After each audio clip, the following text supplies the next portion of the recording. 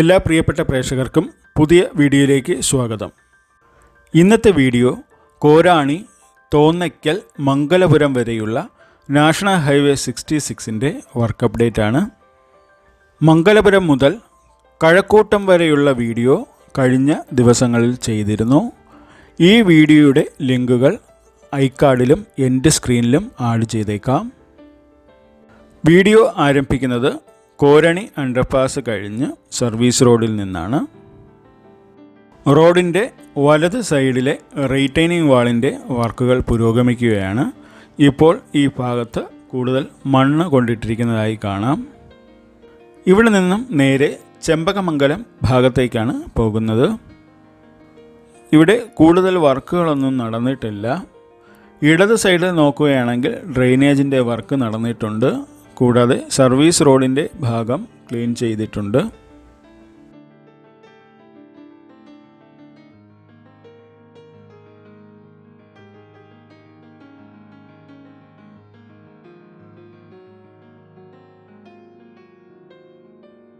വളരെ മുന്നേ നിർമ്മിച്ച റീറ്റെയിനിങ് വാളുകളാണ് ഈ കാണുന്നത്.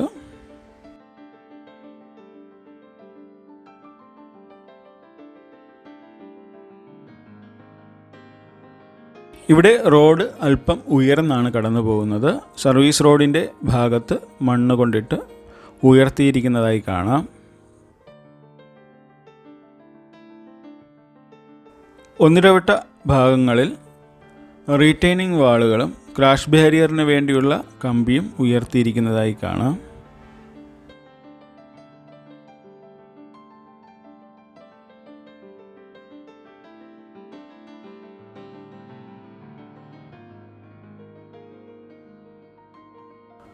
പലതവണ നിർമ്മാണത്തിലുള്ള അശാസ്ത്രീയത ചൂണ്ടിക്കാട്ടിയിട്ടുള്ള ഒരു ലൊക്കേഷനിലാണ് ഇപ്പോൾ നിൽക്കുന്നത്.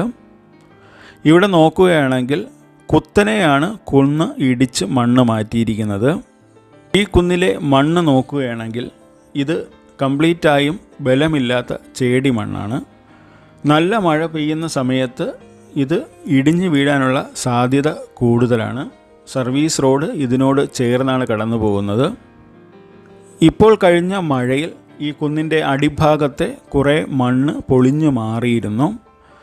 മുകൾ ഭാഗത്തെ മണ്ണ് ഏത് സമയവും പൊളിഞ്ഞു വീഴും എന്ന അവസ്ഥയിലായിരുന്നു ഉണ്ടായിരുന്നത്. ഇപ്പോൾ JCBയുടെ സഹായത്തോടു കൂടി ആ മുകൾ ഭാഗത്തെ കുറച്ച് മണ്ണുകൾ മാറ്റിയിട്ടുണ്ടെങ്കിൽ പോലും ഇപ്പോഴും കുത്തനെ തന്നെയാണ് നിൽക്കുന്നത്. പല സ്ഥലങ്ങളിലും സോയിൽ നെയിലിംഗ് ചെയ്ത ഭാഗങ്ങൾ ഇടിഞ്ഞു വീഴുന്നതായി കണ്ടു. അപ്പോൾ ഇതിനൊരു സൊല്യൂഷനായി തോന്നുന്നത് റീറ്റെയിനിങ് വാളുകൾ നിർമ്മിക്കുന്നത് തന്നെയാണ്.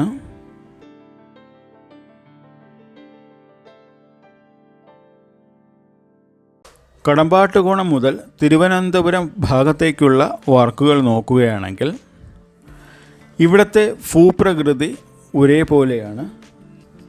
ഒരു വലിയ കുന്ന്, അതിനുശേഷം പിന്നെ താഴ്ന്ന പ്രദേശം എന്നതുപോലെയാണ് പോകുന്നത്. നാവായിക്കുളം 28-ാം മൈൽ ഭാഗങ്ങളിലൊക്കെ അണ്ടർപാസുകൾ താഴ്ന്ന പ്രദേശത്താണ് നിർമ്മിച്ചിരിക്കുന്നത്.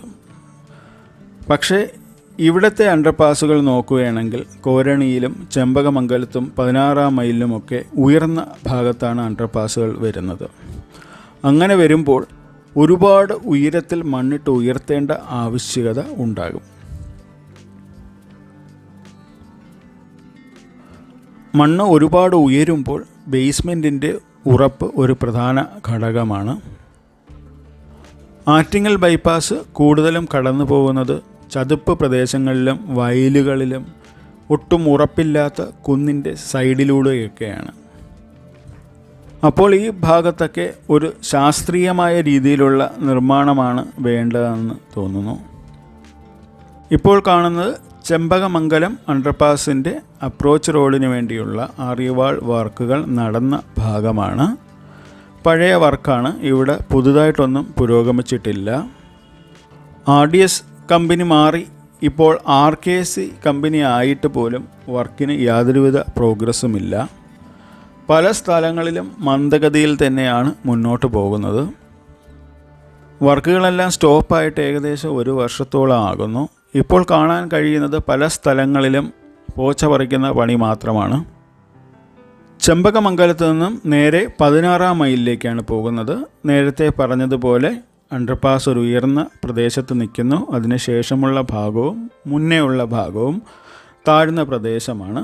അവിടെ ആറിവാളിൻ്റെ വർക്കാണ് നടക്കുന്നത്.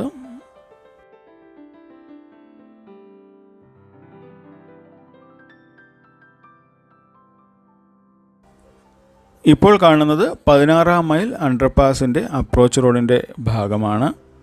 ഇവിടെ കുറച്ച് ആറിവാൾ വർക്ക് നടന്നതായി കാണാം.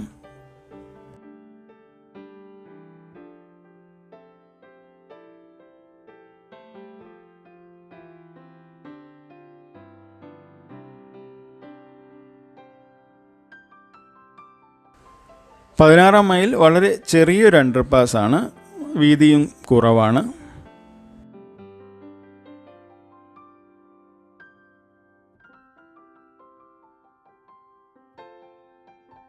പതിനാറാം മൈൽ അണ്ടർപാസ് കഴിഞ്ഞാൽ വീണ്ടും നേരെ തോന്നയ്ക്കൽ ഭാഗത്തേക്കാണ് പോകുന്നത്. ഇവിടെയും കുറച്ച് താഴ്ന്ന പ്രദേശമാണ്. ഡ്രെയിനേജിൻ്റെയൊക്കെ വർക്ക് നടക്കുന്നുണ്ട്.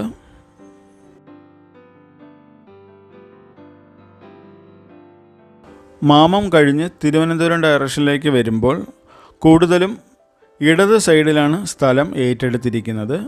അതുകൊണ്ട് വർക്കുകൾ കൂടുതലും നടന്നിട്ടുള്ളത് ഇടത് സൈഡിലാണ്.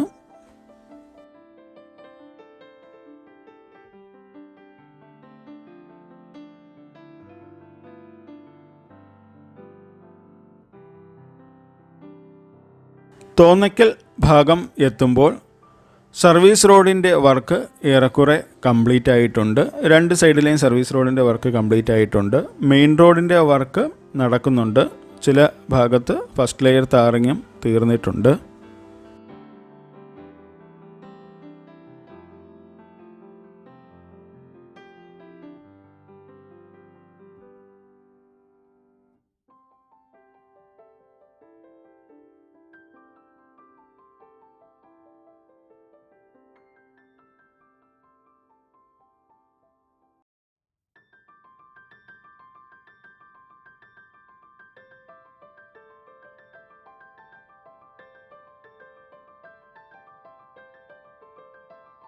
ഇവിടെ സർവീസ് റോഡിൻ്റെ ഫസ്റ്റ് ലെയർ ടാറിങ് മാത്രമാണ് കഴിഞ്ഞിട്ടുള്ളത്.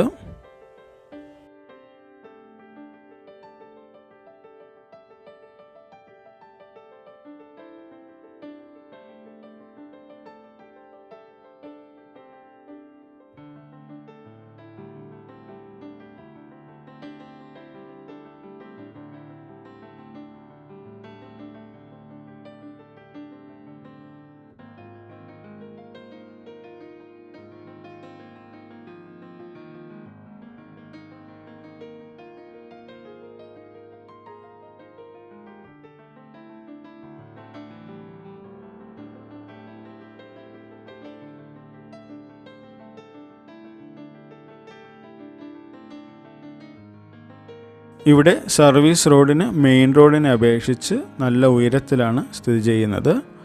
അപ്പോൾ ഇവിടെ നിന്നും നോക്കുകയാണെങ്കിൽ തോന്നയ്ക്കൽ ആശാസ്മാരകവും ലൈഫ് സയൻസ് പാർക്കുമൊക്കെ നമുക്ക് കാണാവുന്നതാണ്.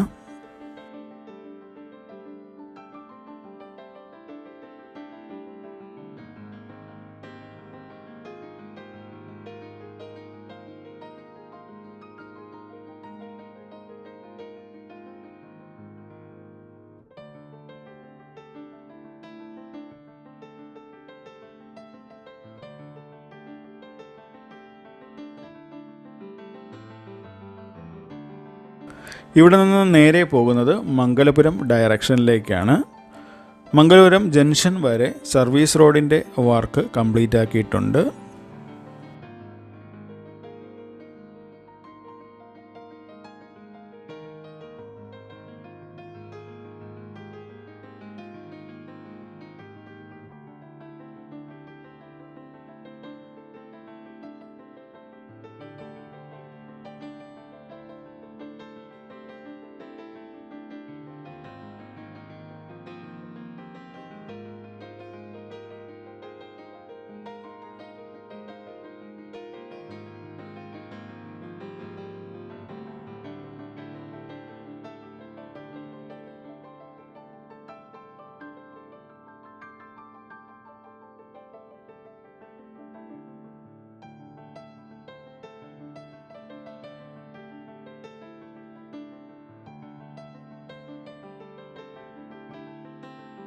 ഇപ്പോൾ ഒരു സൈഡിലെ ആര്യവാൾ ബ്ലോക്കിൻ്റെ വർക്കാണ് നടക്കുന്നത്.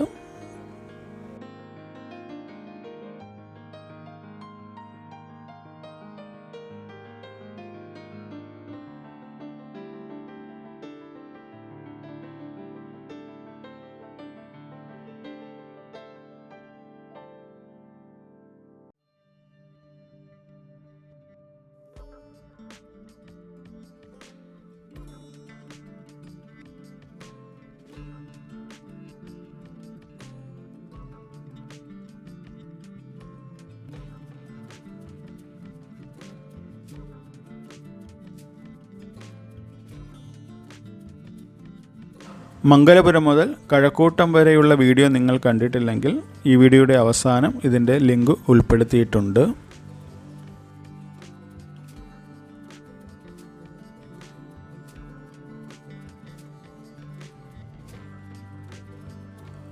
ഇത്രയും നേരം റോഡിൻ്റെ ഇടത് സൈഡിലെ കാഴ്ചയാണ് കണ്ടത്. ഇനി മറു സൈഡിലെ കാഴ്ചകൾ കാണാം. ഇവിടെയും സർവീസ് റോഡിൻ്റെ വർക്കുകൾ നടന്നിട്ടുണ്ട്.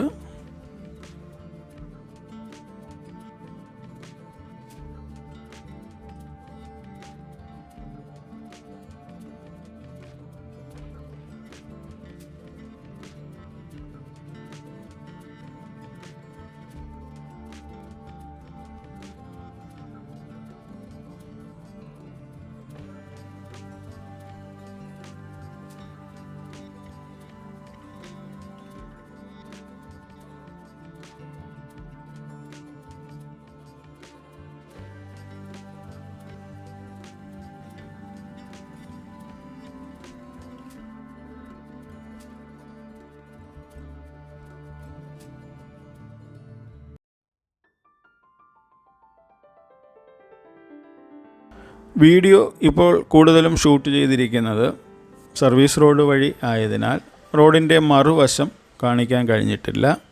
ഇപ്പോൾ നിങ്ങൾ കാണുന്നത് റോഡിൻ്റെ മറുവശത്തെ കാഴ്ചയാണ്. മംഗലപുരത്ത് നിന്നും നേരെ ചെമ്പകമംഗലം വഴി കോരണി വരെ പോയി ഈ വീഡിയോ അവസാനിപ്പിക്കാം.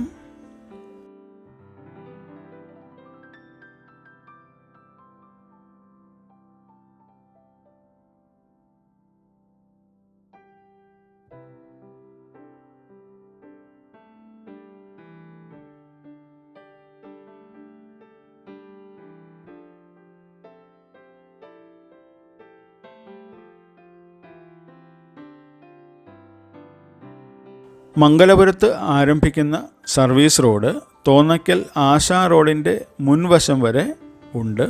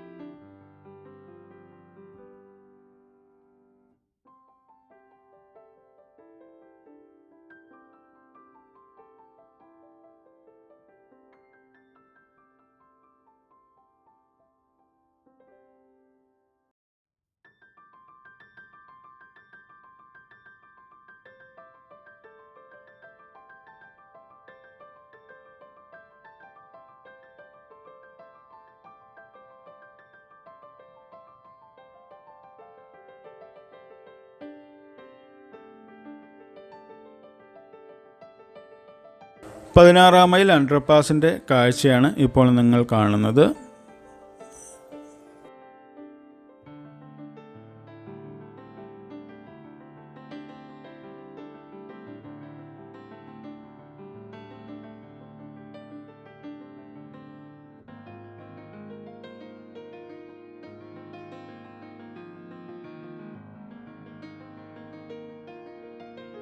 ഇപ്പോൾ കാണുന്നത് ചെമ്പകമംഗലത്ത് നിർമ്മിക്കുന്ന അണ്ടർപാസിൻ്റെ ഭാഗമാണ്.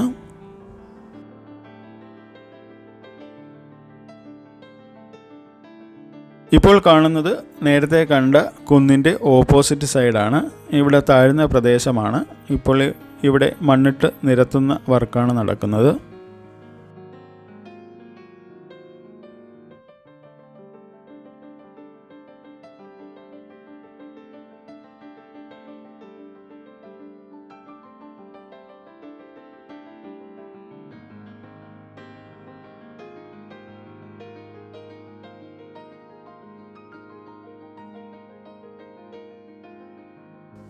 ഇവിടെ നിന്നും നേരെ കോരണിയിലേക്ക് പോകാം.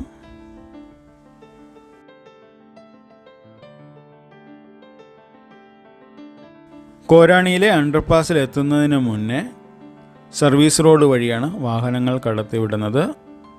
അണ്ടർപാസിൻ്റെ അപ്രോച്ച് റോഡിൻ്റെ വർക്ക് ആരംഭിച്ചിട്ടുണ്ട്.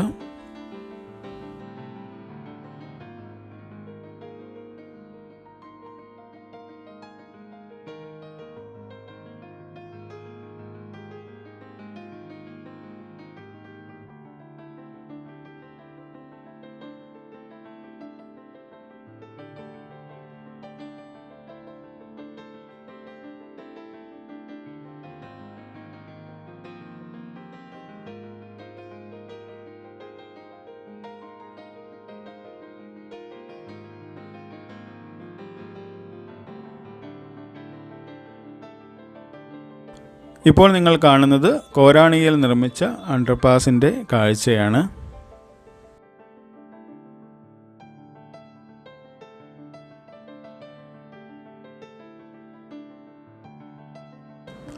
കല്ലമ്പലം ഭാഗത്തെയും മാമം ഭാഗത്തെയും ഒക്കെ വർക്ക് അപ്ഡേറ്റുമായി ഉടൻ തന്നെ വരാം.